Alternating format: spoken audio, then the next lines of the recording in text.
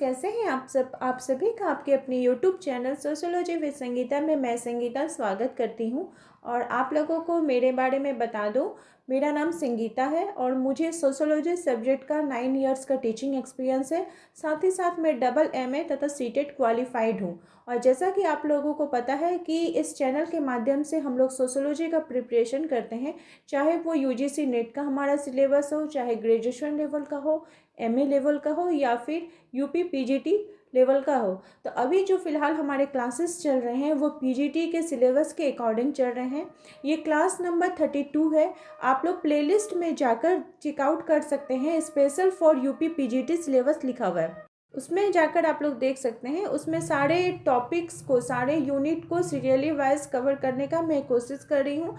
और साथ ही साथ मेरी ये कोशिश है कि मेरी क्लास उन स्टूडेंट्स तक पहुंच सके जो कि किसी कारणवश पेड क्लास को नहीं ज्वाइन कर पाते हों।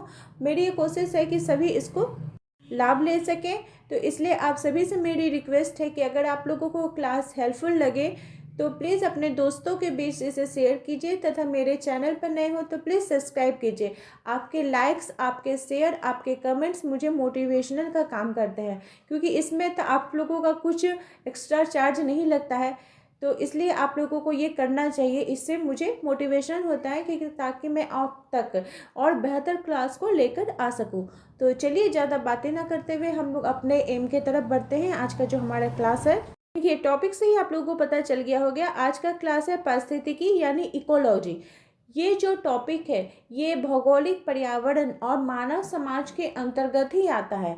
तो स्पेशल आपको इकोलॉजी बोलकर वहाँ पे कोई भी आपको टॉपिक देखने को सिलेबस में नहीं मिलेगा, लेकिन जैसा मैंने आप लोगों को पहले ही बताया है कि हमारा सिलेबस के साथ ही साथ कुछ हिडन टॉपिक्स भी हम लोग को पढ़ना पड़ेगा, क्योंकि इससे रिलेटेड एग्जाम में क्वेश्चन पूछे गए हैं।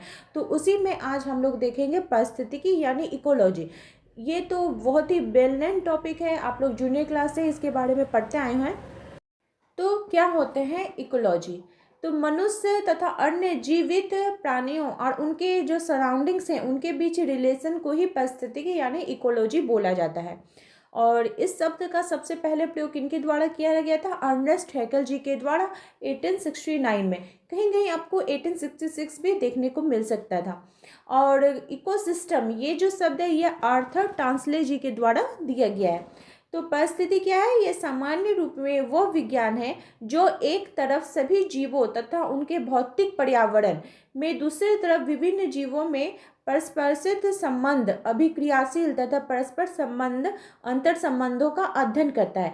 अर्थात परिस्थितिकी वह अंतर संबंधों का अध्ययन करता है, अर्थात परिस्थितिकी वह विज्ञान है जिसके अंतर्गत समस्त जीवों तथा भौतिक पर्यावरण के मध्य अंतर संबंध एवं जीवों के मध्य पारस्परिक अंतर संबंधों का अध्ययन किया जाता है। कि हम लोग जो ह्यूमन है और जो जितने भी जीव जंतु हैं, इन दोनों के बीच क्या रिलेशन है, इसको अध्ययन करने के लिए इकोलॉजी सब्जेक्ट को बनाया गया है। हम लोग और आगे देखते हैं। देखिए इकोलॉजी यानी पहले ये तो जो शब्द है ये ग्रीक भाषा का शब्द है। ओक्योलॉजी, ओक्योलॉजी ये जो शब्द है ये ग्रीक भाषा का शब्द है। और ये ओकियस, ओकियस जिसका कि अगर इंग्लिश में अर्थ देखें तो हाउस, जिसे घर बोला जाता है, तथा लोगस, लोगस मतलब होगा अध्ययन, स्टडी से मिलकर बना है। और इस शब्द का आविष्कार किनके द्वारा किया गया है? तो जर्मन जो आपके जीव शास्त्री हैं उनके द्वारा किया गया है। जीव विज्ञानी अर्नेस्ट हैकेल जी के द्वारा 1869 में किया गया।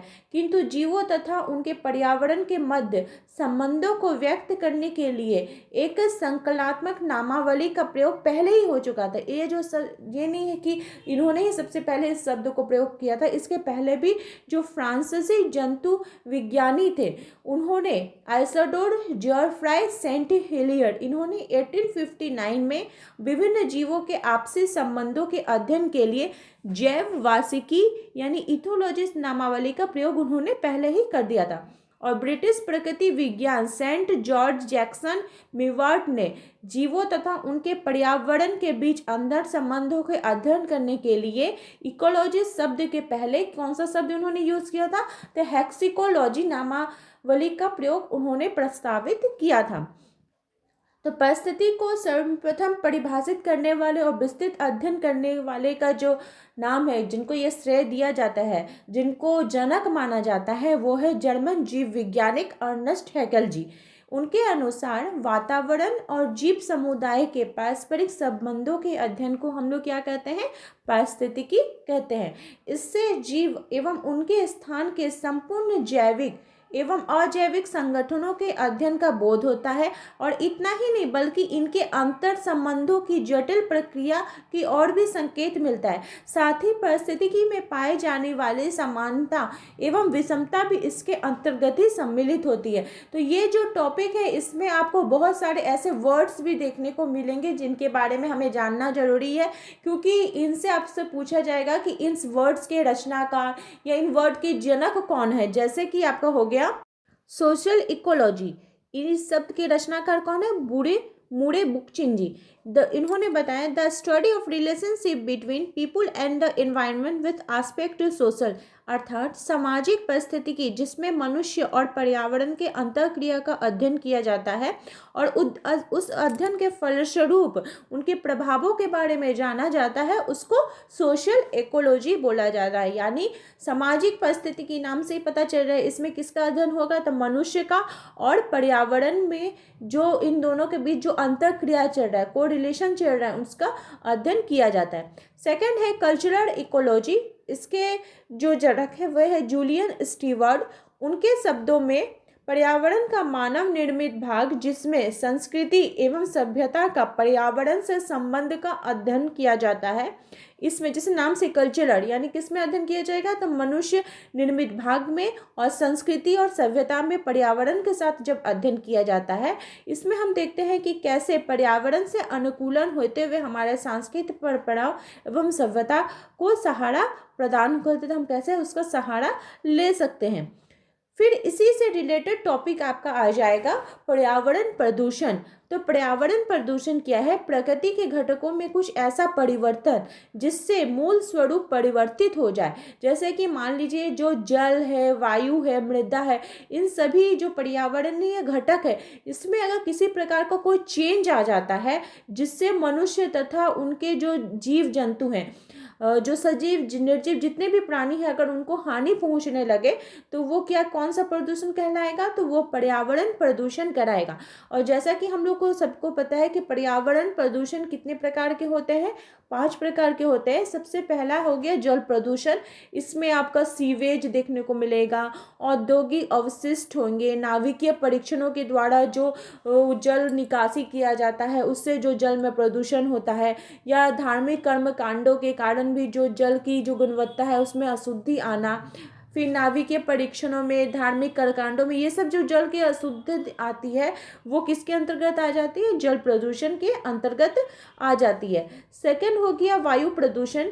वायु प्रदूषण के अंतर्गत वायु के भौतिक, रासायनिक तथा जैविक घटकों में परिवर्तन जो पारिस्थितिकीय घटक के विपरीत प्रभाव डाले। जैसे मान लीजिए वनों की कटाई हो रही है, कहीं दहन हो रहा है, मोटर वाहनों के द्वारा बहुत ज़्यादा धुआं निकल रहा है, उद्योग धंधों के द्वारा बहुत सारा जो धुआं निकल रहा है जो कि वायु में जा रहा है, जिसके कारण वायु में प्रदूषण हो रहा है, वो आ जाएगा। थर्ड हो गया ध्वनि प्रदूषण।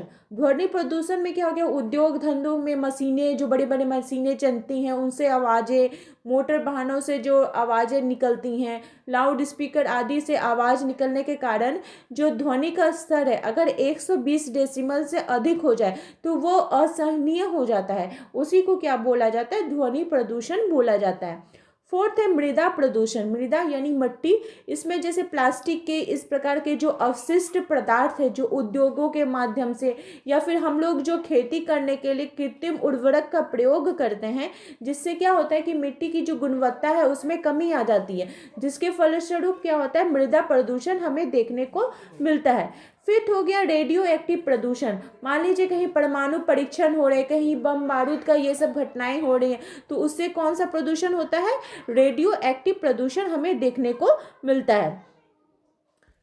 अब हम लोग देखते हैं कि प्रदूषण तो हो गया, प्रदूषण बहुत सारे हो गए पर्यावरण में, तो इसके रोकथाम के लिए, इसके नियंत्रण के लिए कौन कौन से नियम बनाए गए हैं, कौन कौन से उपाय किए गए हैं। तो सबसे पहला जो है जल प्रदूषण नियंत्रण अधिनियम, ये बहुत इंपॉर्टेंट है, इसको आपको याद रखना होगा क्योंकि इससे रिलेटेड ही क्वेश्चंस आपके देखने के मिलेंगे। जल प्रदूषण नियंत्रण अधिनियम 1974 में, वायु प्रदूषण नियंत्रण अधिनियम 1981 में, पर्यावरण सुरक्षा अधिनियम 1986 में, और जल उपकर अधिनियम 1977 है। इससे रिलेटेड क्वेश्चंस एग्जाम में पूछे जाते हैं। इसमें से पर्यावरण सुरक्षा अधिनियम ये तो बहुत ही ज़्यादा इंपॉर्टेंट है, ये एग्जाम में आया भी है, तो इसको आप लोग नोट डाउन कर लें। तो आई होप आप लोगों को इकोलॉजी और पर्यावरण प्रदूषण, इसके नियंत्रण के उपाय अच्छे प्रकार से समझ में आ गए होंगे। अगर आपकी कोई भी क्वेरीज है तो प्लीज़ मुझे कमेंट करके बताएं, तथा मेरे चैनल के साथ बने रहने के लिए आप सभी का धन्यवाद।